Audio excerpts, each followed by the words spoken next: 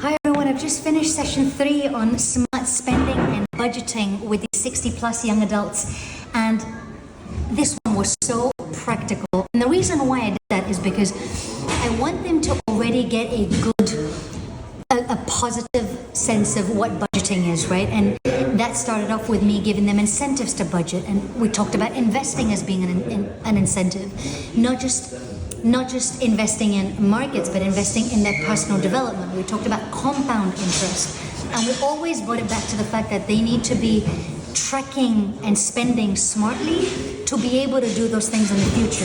And so an example of what that looks like is I gave them four characters, okay? One called Victor. Victor in this case was living at home and doing a course from home. One went to a university in Amsterdam, one went to the UK, one didn't go to university at all.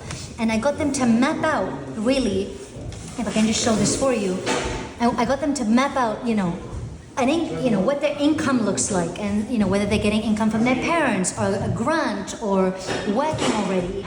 Then I told them to map out their fundamental costs and their fun, and I gave them curveballs of what life will actually throw at them. So one was their laptop broke, but hey, you know what? Victor's only got 150 euros in his savings.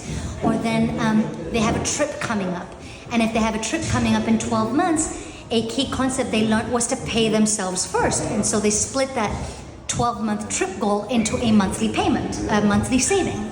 So by making it firstly colorful, B, a team exercise of 15 people per group, which by the way, even just seeing them talk it out with each other and present what each of their groups did was very interesting, because they could already see how different characters will react in a similar scenario. But all that to say that these young adults have come out with, one, knowing the importance of this now, and that's why I showed them why compound interest matters. Two, seeing how emotional it can get and how stressful it can get, right? Sometimes they don't have those savings. Sometimes they're gonna need to go to ask their parents for more money. Sometimes they might consider the overdraft because they're too ashamed to ask, right? So to bring them into that emotion. And then really 3 was to start making them think in this format, in this 50, 30, 20 format.